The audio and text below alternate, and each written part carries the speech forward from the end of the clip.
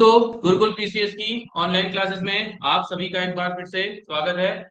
आज हम आपके सामने आर्थिक सर्वेक्षण का एक और भाग लेकर के आए हैं। आर्थिक सर्वेक्षण का ये भाग रहने वाला है भाग 10, जिसमें हम दो चैप्टरों को डिस्कस करेंगे। इसके बाद आर्थिक सर्वेक्षण के जो आपके केवल 3 वीडियो और आएंगे, उसमें आर्थिक सर्वेक्षण आपका कंप्लीट करा दिया जाए। ठीक है। आर्थिक सर्वेक्षण जो है आज हम आपके साथ सामने लेकर के आए हैं भाग 10, जिसमें हम डिस्कस करेंगे विद्युत और कौशल विकास। विद्युत और कौशल विकास। और आज का जो वीडियो है वो मेंस के आपके 2 सवालों के लिए बहुत महत्वपूर्ण डेटा इसमें हमने आपके लिए इकट्ठा किया है। तो चलिए वीडियो की शुरुआत करते हैं। पहला आपका जो क्वेश्चन आपका है वो आपका है revamp distribution sector scheme. Revamp distribution sector scheme. ठीक। जो रिवैम्प डिस्ट्रीब्यूशन सेक्टर स्कीम है, स्कीम लाई कब गई? ये स्कीम लाएगी 2021 और 22। कब तक के लिए लाएगी? 2025 और 2026 तक। इसका जो उद्देश्य है, इसका जो आपका जो रिवैम्प डिस्ट्रीब्यूशन स्कीम है, इसका जो उद्देश्य है, ये उद्देश्य क्या है? देखिए, विद्युत वितरण क्षेत्र में सुधार करना। विद्युत वितरण क्षेत्र में क्या करना? सुधार करना। ठीक है। और जो विद्युत आपूर्ति है उसकी गुणवत्ता, विश्वसनीयता और सामर्थ्य में सुधार करना। आपसे क्वेश्चन ऐसे आ सकता है कि रिवैम्प डिस्ट्रीब्यूशन स्कीम कब शुरू हुई और इसका जो है उद्देश्य क्या है। उसके बाद जो एशियन डेवलपमेंट बैंक है, एशियन डेवलपमेंट बैंक आपका जो है, इसने जो है देहरादून जो शहर है उसके मुख्य मार्गों पर जो है कुछ भूमिगत लाइनों का निर्माण किया जा रहा है। बहुत इंपॉर्टेंट सवाल तो नहीं है, तब भी एक बार देख लीजिएगा। कमेंट बॉक्स में कमेंट करके बताइएगा कि एडीबी का जो है गठन कब हुआ और एडीबी का जो है हेडक्वार्टर कहाँ है। इस वाले वीडियो में मेरे ध्यान से हट गया है, कुछ बच्चों ने पिछले जो पिछला वीडियो था उसमें कुछ बहुत अच्छे आंसर कमेंट किए थे। जो अगली वीडियो में मैं उनका नाम जो है इसमें बोल दूंगा, और इसमें भी आप कोशिश कीजिएगी, इसमें भी आप जो है आंसर देने की कोशिश कीजिए। मेरे दिमाग से भी स्किप हो गया। ठीक है। चलिए नेक्स्ट आपका है कुछ परियोजनाएं हैं। ठीक, आज आपके लिए होमवर्क बहुत रहने वाला है। पहली परियोजना आपकी है व्यासी परियोजना। देखिए, जिस परियोजना में आपका इकोनॉमिक सर्वे में जो दे रखी है तो उनकी क्षमता याद कर लिया। व्यासी परियोजना की क्षमता कितनी है? 120 वाट, और इसका जो लोकार्पण हुआ था 2021 में हुआ था। ठीक है। और जो व्यासी परियोजना है ये कहाँ है और किस नदी पर है? कमेंट बॉक्स से कमेंट करके बताइए। उसके बाद लखवाड़ जो परियोजना है, इसमें ये कितने वाट है? 300 मेगावाट इसकी क्षमता है। ये भी आपकी नदी कहाँ है? ये लखवाड़ परियोजना कहाँ है और ये किस नदी पर है? ये भी कमेंट बॉक्स में कमेंट करके बताइएगा। ठीक। उसके बाद किसाऊ परियोजना, वेरी इंपॉर्टेंट, कई बार पेपर में आ चुकी है। किसाऊ परियोजना की क्षमता है 660 मेगावाट। ये जो है उत्तराखंड और हिमाचल की संयुक्त परियोजना है। उत्तराखंड और हिमाचल की क्या है? संयुक्त परियोजना है। तो आपसे जो है प्रश्न पूछा जा सकता है, निम्नलिखित में से कौन सी परियोजना उत्तराखंड और हिमाचल प्रदेश की संयुक्त परियोजना है, जिसमें जो है 50-50% की सहभागिता के आधार पर जो है किसाऊ कॉर्पोरेशन लिमिटेड के नाम से कंपनी का गठन किया गया। और इस कंपनी का गठन कब किया गया? 2017। उसके बाद देखिए बिल्कुल नई परियोजना आपको दिख रही है, बावला नंदप्रयाग परियोजना। ये आपको बुक्स में दिखेगी। कमेंट बॉक्स में कमेंट करके आपको ये भी बताना है। आपको अगर नहीं मिलेगा कहीं तो उसके बाद अगले जो वीडियो होगा उसमें हम इसका आंसर बताएंगे। ये आपकी है 300 मेगावाट। ठीक। उसके बाद कुछ छोटी विद्युत परियोजनाएं हैं जिसमें आपका जिला हमने आपको याद करना है, और दूसरा है जो परियोजना है उसका नाम याद। ठीक है। देखिए, पहली परियोजना आपकी है दुनाव स्वर्गीय राम प्रसाद नौटियाल। या तो दुनाव परियोजना पूछेगा या राम प्रसाद नौटियाल परियोजना पूछेगा। तो यहाँ कहाँ है आपकी? पौड़ी। बाकी एयर याद करने की आवश्यकता नहीं है, अपनी कॉपी में भी मत नोट कीजिएगा। ठीक है। और क्षमता भी नोट करने की आपको आवश्यकता नहीं है। ठीक। उसके बाद उर्गम परियोजना कहाँ है? उर्गम परियोजना आपकी चमोली में, इसको याद कर लिए। पिलंगाड़, देखिए ये भी बुक्स वगैरह में नहीं है, ये भी आ सकता है क्वेश्चन। पिलंगाड़ परियोजना कहाँ है आपकी? उत्तरकाशी में। और कालीगंगा वन जो परियोजना है ये कहाँ है आपकी? रुद्रप्रयाग। ठीक है। तो इसको याद रखना, ये भी शायद बुक्स वगैरह में नहीं है, पिलंगाड़ और काली। ठीक। उसके बाद वेरी इंपॉर्टेंट, यूजी यूजेबीएन लिमिटेड एवं वैकल्पिक ऊर्जा केंद्र ने भारतीय प्रौद्योगिकी संस्थान रुड़की के मध्य सतही विद्युत टरबाइन शोध और विकास हेतु समझौता के। तो ये समझौता जो है जो आपका वैकल्पिक जल ऊर्जा के केंद्र जो रिन्यूएबल एनर्जी होती है उसके डेवलपमेंट के लिए ये जो आपका समझौता हस्ताक्षरित हुआ है, किस किस के बीच हुआ है? यूजीवीएन और वैकल्पिक जल ऊर्जा के। ठीक है। ये आप मेंस में लिख सकते हो। कहाँ मेंस में लिख सकते हो? सतत विकास में। अगर आपसे प्रश्न पूछ लिया जाए सतत विकास जो है उत्तराखंड सरकार का जो है सतत विकास में योगदान, तो आप वहां पर इस पॉइंट को यूज कर सकते हो। तो जो जो पॉइंट मैं आपको मेंस के लिए बता रहा हूँ उनको अभी से नोट करते हुए चलिएगा, आपको एग्जाम में बहुत हेल्प मिलेगी। ठीक। उसके बाद वेरी इंपॉर्टेंट, देखिए ये भी आपको बुक्स वगैरह में नहीं मिलेगी, पुनर्वास और पुनर्स्थापन नीति। पुनर्वास और पुनर्स्थापन नीति जो आई है वो आई है आपकी 28 जून 2023। ठीक, 28 जून 2013 को, 28 जून 2013 को ये परियोजना आई है। पुनर्वास और पुनर्स्थापन नीति क्या होती है, जैसे कोई बांध आपका बना है, बांध बनने के बाद जो है उसके बाद वो जो बांध बनने के कारण जो है उसके आसपास का जो बहुत सारा क्षेत्र होता है वो जलमग्न होता है। ठीक है, तो जलमग्न हो जाता है, तो उन लोगों को जो है वैकल्पिक रोजगार प्रदान करना, उन लोगों के लिए वैकल्पिक जो है वहाँ भवन निर्माण करना, तो ये सब कार्य जो है पुनर्वास और पुनर्स्थापन नीति के तहत किया जाता है। और ये आपका है 2013, तो इसको याद रखना, ये अच्छा प्रश्न। उसके बाद आपका अक्षय ऊर्जा विकास, पूरे इसमें सस्ता है। इसमें है जो राज्य की जो है राज्य की जो सौर नीति है वो आपकी आई है 2023 में। और इसका लक्ष्य क्या है, 2027 तक 2500 मेगावाट सौर परियोजनाओं का लक्ष्य। वेरी इंपॉर्टेंट है, किसी भी एग्जाम में आपसे ये प्रश्न टकरा सकता है। ये भी आप लिख सकते हो सतत विकास में, इसमें सतत विकास में आप इस पॉइंट का भी प्रयोग कर सकते हो। जितने पॉइंट आपको मैं मुख्य परीक्षा के लिए बता रहा हूँ अभी से नोट करिए, और आज की वीडियो में तो आपके लिए भर भर के मुख्य परीक्षा का डेटा रहेगा। ठीक, उसके बाद नेक्स्ट आपका है जल विद्युत परियोजना, इसको याद करने की जरूरत नहीं है। ठीक, उसके बाद एक परियोजना आपकी है सोलर वाटर हीटर और राज्य अनुदान। सोलर वाटर हीटर आपने देखा होगा होटल वगैरह की छत में जो है कोई आजकल क्या लग रहे हैं, एक तो सोलर पैनल लग रहे हैं, दूसरा आपको सोलर हीटर भी आपको कई जगह जो है पहाड़ों में खासकर दिखाई देंगे। तो इसका क्या है, इसमें घरेलू और जो है गैर घरेलू उपयोगिता जो उपभोक्ता है उनको सोलर वाटर हीटर संयंत्रों की स्थापना के आवेदन के अनुसार 50% और 30% का अनुदान दिया जाएगा। तो याद रखना, जो घरेलू कंज्यूमर होंगे आप और हम जैसे, उसमें अगर हम सोलर वाटर हीटर लगाते हैं उनको 50% जो है आपका अनुदान मिलेगा। और जो गैर घरेलू उपभोक्ता होटल वगैरह इनको कितना मिलेगा, 30% अनुदान मिलेगा। तो इसको भी याद रखिएगा। उसके बाद वेरी इंपॉर्टेंट, बहुत चर्चा में आजकल योजना है मुख्यमंत्री सौर स्वरोजगार योजना। ये मुख्य परीक्षा में लोअर में आपसे डायरेक्ट प्रश्न पूछ सकता है और अपर में भी प्रश्न इससे बन सकता है। ठीक है, तो ध्यान रखिएगा, पहले ध्यान रखिए मुख्यमंत्री स्वरोजगार जो योजना है वो आपकी हुई थी 2020। देखिए इकोनॉमिक सर्वे में जो चीजें मिसिंग हैं उनको हम इसमें हम कोशिश कर रहे हैं कि उसमें इसको ऐड कर लिया जाए ताकि प्रीलिम्स में आपको कोई दिक्कत ना हो। अब देखो मुख्यमंत्री सौर स्वरोजगार योजना का आपने मेंस में इंट्रोडक्शन दे दिया। इंट्रोडक्शन देने के बाद देखो अगर आप ये सारे पॉइंट लिख लोगे तो ये सारे पॉइंट आपको पहली बार जो है किसी किताब में नहीं मिले। ठीक है, इसीलिए मैं आपको बार बार बोल रहा हूँ कि आर्थिक सर्वेक्षण आपके मेंस एग्जामिनेशन के लिहाज से जो है बहुत ज्यादा महत्व। ठीक है, तो बात करते हैं, ये डेटा आपको याद नहीं करना, ये डेटा केवल मेंस वाला। ठीक है, मैं एक बार इसको पढ़ दे रहा हूँ क्या क्या चीजें हैं।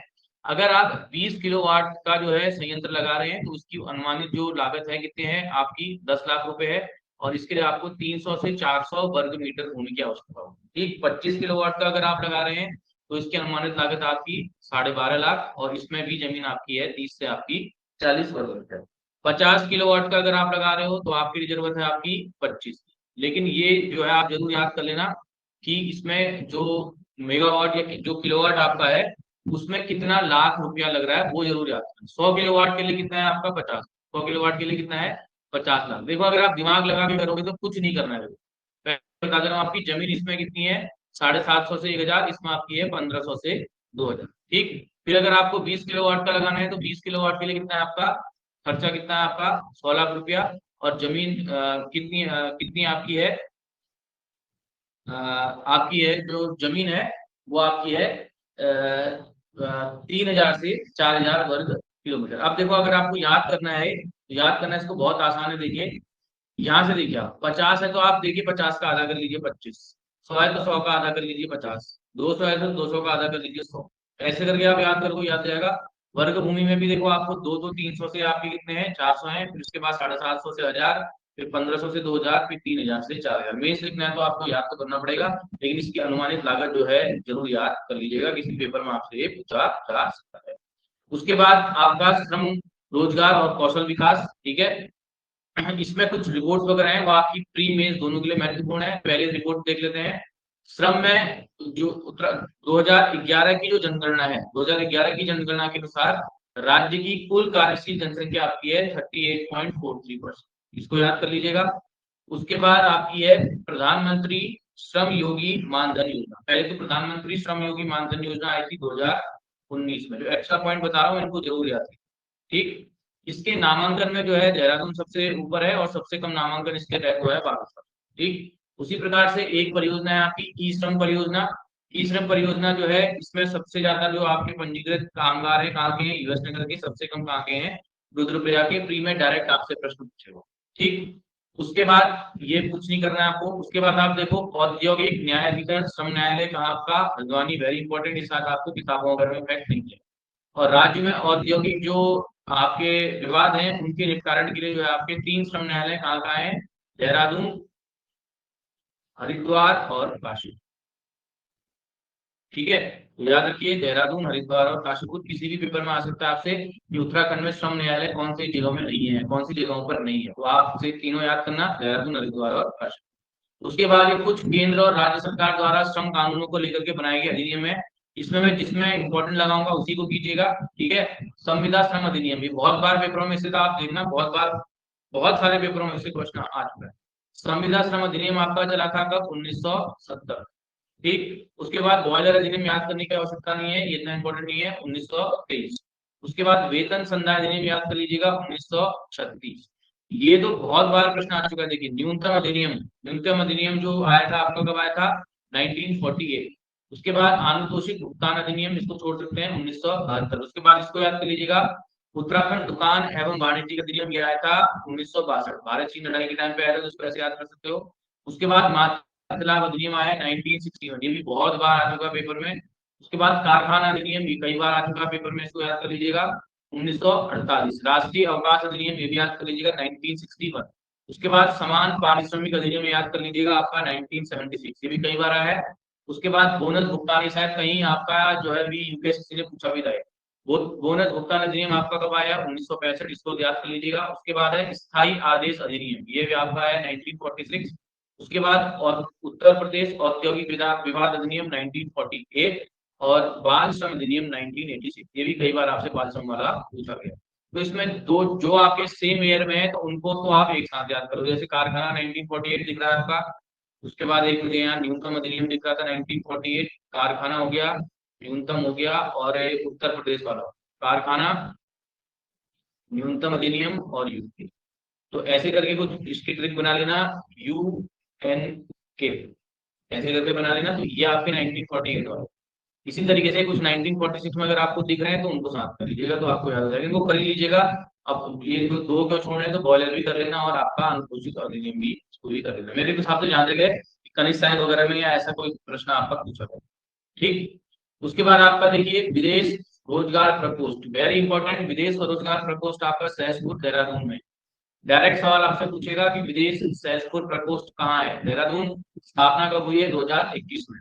इसका उद्देश्य क्या है, राज्य के युवाओं को विदेश में रोजगार के अवसर उपलब्ध करा, ठीक। और इसके तहत जो है भारत जापान तकनीकी इंटर्न कार्यक्रम भी चलाया गया है। किसके सहयोग से चलाया गया, भारत जापान के सहयोग से, ठीक। तो सहसपुर याद रखना। और ये आपका क्या आ सकता है, यहाँ पर आप मेंस में लिख सकते हो, सरकार, उत्तराखंड सरकार द्वारा रोजगार उपलब्ध कराने हेतु कौन कौन से प्रयास किए जा रहे हैं, तो रोजगार हेतु जो प्रयास किए जा रहे हैं तो उसमें आप इसको लिख सकते हैं, ठीक। उसके बाद जनजाति के अभ्यर्थियों के लिए जो है एक विशेष सेवा योजन कार्यक्रम कार्यालय की स्थापना की गई है, कहाँ की गई है, आपकी काशी, ठीक। उसके बाद नेक्स्ट आपका है उत्तराखंड कौशल विकास मिशन। इसके तहत कौशल विकास एवं सेवा योजन विभाग की स्थापना की गई है, कब, 2018 में, वेरी इंपॉर्टेंट। ये शायद फॉरेस्ट, ये आपका शायद आबकारी वगैरह के पेपर में आपका एक बार आप, तो इसको याद रखना, 2018 कौशल विकास एवं सेवा योजन विभाग। उसके बाद एक प्रतियोगिता का आयोजन किया गया, इसका नाम था इंडिया स्किल्स प्रतियोगिता 2024। इसमें उत्तराखंड के जो मेडल हैं, गोल्ड मेडल दो हैं, सिल्वर एक है और ब्रॉन्ज तीन है। 2-1-3 कई बार बता चुका हूँ मैं इसको। 2-1-3 आपका जो है राज्यपाल की जो ऑर्डिनेंस पावर होती है उससे संबंधित आर्टिकल है, उससे याद कर लेना। और मेडल ऑफ एक्सीलेंस कितने हैं आपके, तीन, ठीक। ऐसे देखो, ऐसे याद करोगे भूलोगे नहीं होगी, नहीं तो एग्जाम में याद नहीं आता आपको, क्या हो गया, एक था, दो था, तीन था, तो 2-1-3 याद कर लो और राज्यपाल की ऑर्डिनेंस पावर आसानी से याद करो, ठीक। प्रतियोगिता का आयोजन जो है जिला स्तर पर होता है, ठीक, इसको भी याद कर लेना। उसके बाद आपका है वर्ल्ड स्किल्स प्रतियोगिता, ये बहुत इंपॉर्टेंट है। वर्ल्ड स्किल्स प्रतियोगिता आपकी जो हुई है 2024 में हुई है। इसका आयोजन होता है प्रत्येक 2 सालों में, और इसका आयोजन आपका हुआ था लियोन, फ्रांस, वेरी इंपॉर्टेंट। और उत्तराखंड की तरफ से प्रतिभाग किया था आपका प्रशांत सैनी। और ये कौन सी वर्ल्ड स्किल्स प्रतियोगिता है, 47, ठीक। इसका जो उद्देश्य है व्यावसायिक शिक्षा और कौशल उत्कृष्टता के लिए समर्पित सबसे बड़ा वैश्विक मंच। डायरेक्ट आपसे सवाल आ सकता है वर्ड स्किल्स है क्या, कितने सालों में आयोजित होती है, और जो है ये कौन सी वाली थी 2024 वाली, कहाँ आयोजित हुई थी, और उत्तराखंड से प्रतिभा किसने किया था, प्रशांत सैनी। ठीक, उसके बाद नेक्स्ट स्ट्राइक आ सकती है, आपसे पूछी जा सकती है skills strengthening for industrial value enhancement. राज्य की औद्योगिक प्रशिक्षण संस्थानों के सुदृढ़ीकरण तथा उनको उद्योगों की मांग के अनुरूप विकसित के उद्देश्य से भारत सरकार की 100% केंद्र सहायता परियोजना। स्किल डेवलपमेंट में मेंस में अगर आपसे प्रश्न आ सकता है, आपका जीएस पेपर 3 में आ सकता है क्वेश्चन, तो आप स्ट्राइक परियोजना लिख सकते हैं। जो मैं आपसे कह रहा था कि इसमें डेटा वगैरह बहुत है और मेंस के लिहाज से डेटा आपका बहुत महत्वपूर्ण रहने वाला है। इसमें एक डेटा छुपा हुआ है, इसमें यहाँ पर लिख दे रहा हूँ कि आपका है 4.9। ठीक, तो देखिए ये क्या है आपका periodic labour force survey. Periodic labour force survey 22-23 का छोड़ना है हमको, 23-24 का ये ठीक। अब इसके आंकड़े आप देख सकते हो, ठीक है। पीरियोडिक टेबल जो सर्वे है इसमें उत्तराखंड में, इसमें दो तीन आपके आयु वर्ग हैं, एक 15 से 29, एक 15 से 59 और एक सभी आयु। तो उत्तराखंड की जो बेरोजगारी दर 15 से 29 वर्ष में जो आपकी की गई, जो नोट की गई है, वो आपकी की गई है कितनी, 9.8%। ठीक, उसके बाद 15 से 59 की आयु वर्ग में की गई आपकी 4.9%। उसके बाद सभी आयु वर्ग में आपकी की गई है 4.3%। ठीक है, तो इसको याद करना इंपॉर्टेंट है। उसके बाद आपका है श्रमिक जनसंख्या अनुपात उत्तराखंड में आपका है 44.2%, इधर आपका है 61.2%, इधर आपका है 44 आपका 2%। तो आपसे डायरेक्ट पूछेगा 15 से 29 वर्ष की आयु में उत्तराखंड का जो बेरोजगारी दर प्रतिशत है 9.8। डेटा पूरी टेबल इसलिए बना दी है ताकि आपको याद करने में आसानी हो। ठीक, 15 से 59 वाले में देखो ये 9 इसका इधर कर लो और 4 का आधा कर लो, कितना हो गया 4.9। अगले वाले में है 4.3 और इधर है 44.2, 61.2 और 44.2। तो देखो दो तो आपको याद करने नहीं, सब में दो, तो आपने चीजों को आसान कर लो, मैंने आपको पहले भी बताया है। इधर भी 44 है, इधर भी 44 है, और इधर आपका है 61 पॉइंट, हो गया यार। ठीक, उसके बाद उत्तराखंड में रोजगार सृजन, उत्तराखंड राज्य जो है रोजगार सृजन में राष्ट्रीय औसत से उत्तराखंड ने क्या किया है, बेहतर प्रदर्शन किया है, जो एक सकारात्मक प्रगति को दर्शाता है। और उत्तराखंड में जो रोजगार सृजन का औसत है कितना है, 64.4% है, जो राष्ट्रीय औसत 60.4% से कहीं अधिक है। तो ये डेटा आप यूज कर सकते हो अगर उत्तराखंड में, अगर आपसे बेरोजगारी के ऊपर क्वेश्चन आता है, उत्तराखंड सरकार द्वारा रोजगार सृजन के कार्य आते हैं, तो आप डायरेक्ट डायरेक्ट जो है यहाँ से डेटा उठा सकते हो कि उत्तराखंड में 15 से 59 वाला लिख सकते हो, या अगर ये आप बना दो तो ये सोने पे सवाल होगा ये वाला। ठीक है, और उसके बाद पहले आप यहाँ से उसको प्रश्न को स्टार्ट करना कि उत्तराखंड में जो है रोजगार सृजन का जो राष्ट्रीय औसत है वो जो है जो भारत के औसत से क्या है, बेहतर है, और जो एक सकारात्मक प्रगति को दर्शाता है, और औसत भी लिख दो और उसके बाद आप, ठीक है। चलो, उसके बाद एक सर्वे और आपका है पीरियोडिक लेबर फोर्स सर्वे का रूरल अर्बन सर्वे है, जिसमें उत्तराखंड का श्रमिक अनुपात दिया गया है 23-24 का ही करेंगे, 22-23 का नहीं करेंगे। इसमें ग्रामीण जो आपका अनुपात है वो आपका है श्रमिक जनसंख्या अनुपात है, ये आपका 61.9, और शहरी है 46.46। यूपीएसएससी जो आपका सवाल बनाता है आपसे डायरेक्ट यहाँ से जो है स्टेटमेंट बना सकता है कि पीरियोडिक लेबर सर्वे के अनुसार ग्रामीण जनसंख्या का अनुपात 61.9 था, शहरी का अनुपात 46.6 था। तो आपसे ऐसे स्टेटमेंट बना के भी प्रश्न पूछ सकता है, तो आपको इसको याद करना, ठीक है। टेस्ट सीरीज हमारी जो है अगले मंथ से चालू हो जाएंगी यूपीएसएससी की, ठीक है। जैसे अपर पीसीएस का पेपर होता है, तो अगर आप उसको ज्वाइन करना है तो टेलीग्राम लिंक है, आप उसको ज्वाइन कर सकते हो, जिसमें हम मेंस के भी इंपॉर्टेंट पॉइंट आपको करवाते हैं। और वीडियो वीडियो के लिए हमारा जो है देखभाल पटवारी के लिए नया बैच जो है चालू है, उसमें अभी फीस में आपका 50% ऑफ चल रहा है, ठीक है। तो अगर आप इसका लाभ उठाना चाहते हो तो आप जो है इस हफ्ते जो है इसको कोर्स को ले लीजिएगा। और यूकेपीएससी अपर और लोअर की मुख्य परीक्षा के बैच चालू है, ठीक है। ये हमारा कॉन्टेक्ट नंबर है, ठीक। वीडियो अगर आपको अच्छी लगी लाइक शेयर सब्सक्राइब कर दीजिएगा, ठीक है। और जो है बाकी अपर पीसीएस की परीक्षा में करीब 29 दिनों का समय, 29 दिनों का समय बचा लगभग, तो उसमें बढ़िया तरीके से अपना रिविजन कीजिए। ध्यान रखना नया पढ़ने से पहले इस समय केवाईक्यू रट डालिए, जितना आपको नोट्स कॉपी में आपको करवा रखे हैं उतने जो है क्लास नोट्स रिवाइज कीजिए, और प्रीवियस ईयर क्वेश्चन पेपर जो है लगाइए, और निश्चित रूप से आपका सिलेक्शन हो जाएगा। 90 नंबर का टारगेट गर्ल्स रखेंगी, 95 नंबर का टारगेट बॉयज रखेंगी इस बार। अगर सी सेट का पेपर कठिन आता है तो कट ऑफ इससे नीचे गिरेगी। नॉर्मल पेपर सी सेट का जैसे पिछले सालों तक आता था 21 तक, तो फिर कट ऑफ जो है आपका 95 के आसपास है कि सब। ठीक है, तो नेक्स्ट ही जल्दी मिलते हैं आपका नेक्स्ट वीडियो में। ठीक है, धन्यवाद।